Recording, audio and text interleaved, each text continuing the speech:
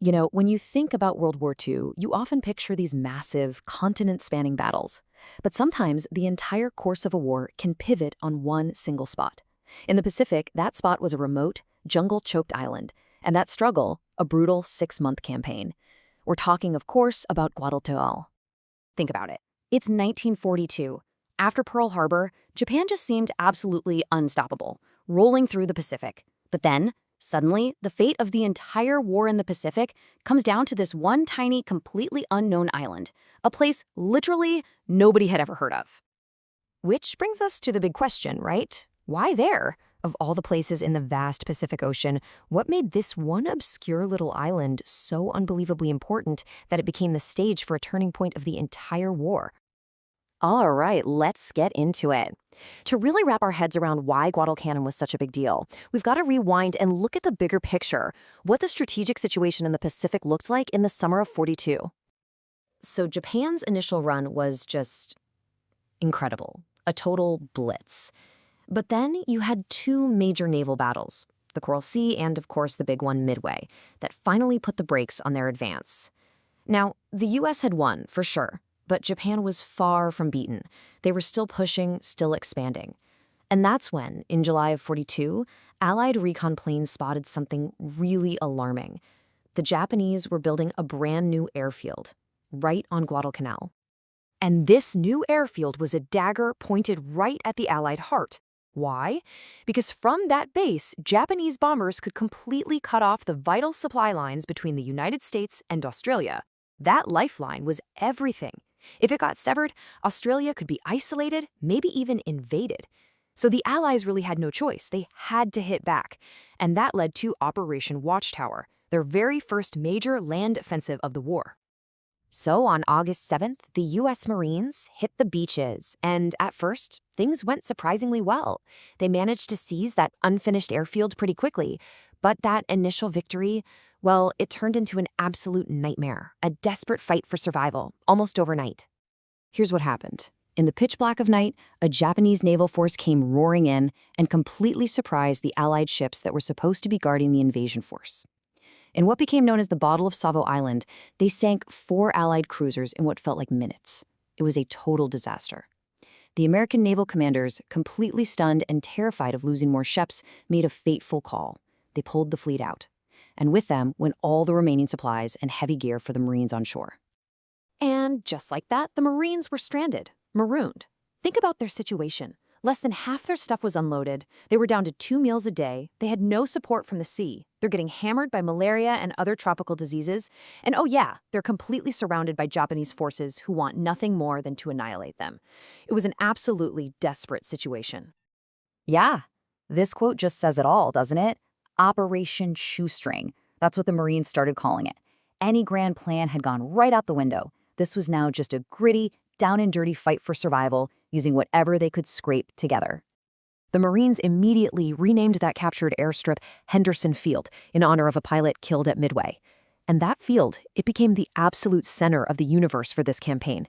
Pretty much everything that happened over the next 6 months was about one thing: a brutal, nonstop battle for control of that single piece of land.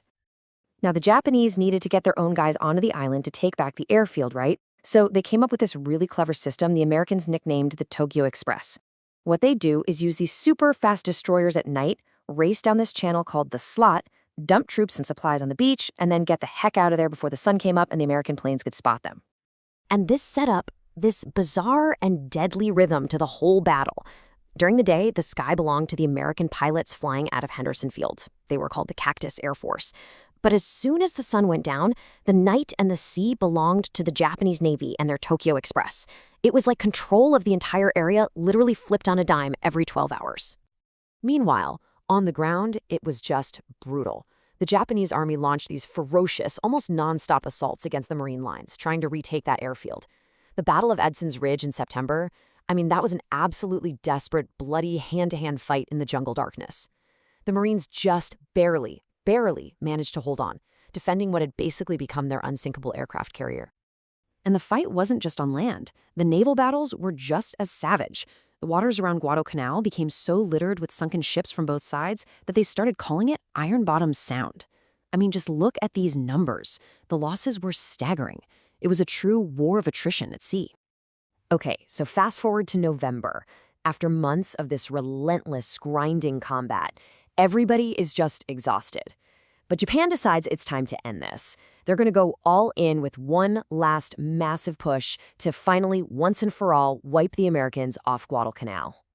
They put together this huge convoy of transport ships, packed with 7,000 fresh troops and all the heavy gear they'd need.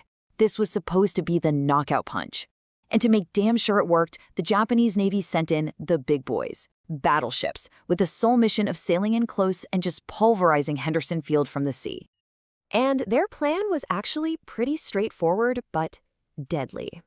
Step 1, the battleships sail in and bombard Henderson Field until there's nothing left but craters.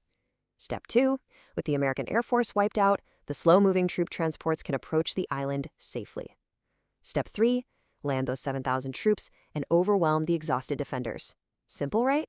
But the whole thing, absolutely everything, hinged on that first step working. But here's where it gets crazy. A much smaller American force of cruisers and destroyers, totally outgunned, sailed right out into the dark to intercept those Japanese battleships. What happened next was just pure chaos. A savage, point-blank brawl at sea. Ships were literally ramming each other, firing their guns from just yards away. The American force was absolutely battered, but they did it. They accomplished their mission. The Japanese battleships were forced to turn back before they could fire a single shell at Henderson Field.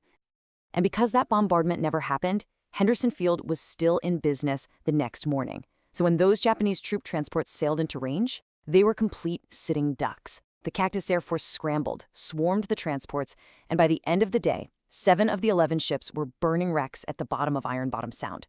Just like that, the final Japanese invasion was finished. That failed offensive, that was the beginning of the end. Japan had thrown its best punch and missed.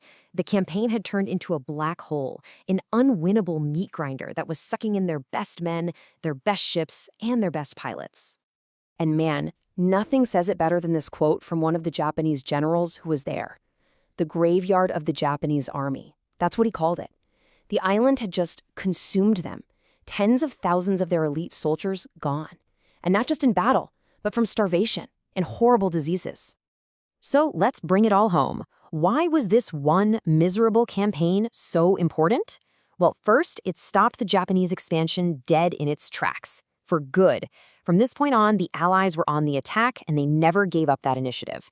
It also bled Japan dry of irreplaceable veteran pilots and experienced troops, losses they just couldn't recover from. This was the first step on that long, bloody island-hopping road that would eventually lead to victory. By February of '43, it was all over. The Japanese, realizing the cause was lost, managed to secretly evacuate their last remaining starving troops off the island. The American commander, Major General Patch, sent one of the most famous messages of the war. It was short, sweet, and to the point. The 6-month ordeal was finally over. And that really leaves us with one last thing to think about. Guadalcanal wasn't just another battle. It was the attritional battle, the meat grinder that truly broke the back of the Imperial Japanese Army and Navy. And it makes you wonder, right? If the Allies hadn't pulled off this desperate, brutal, and incredibly costly victory, could they have won the war on the Pacific at all?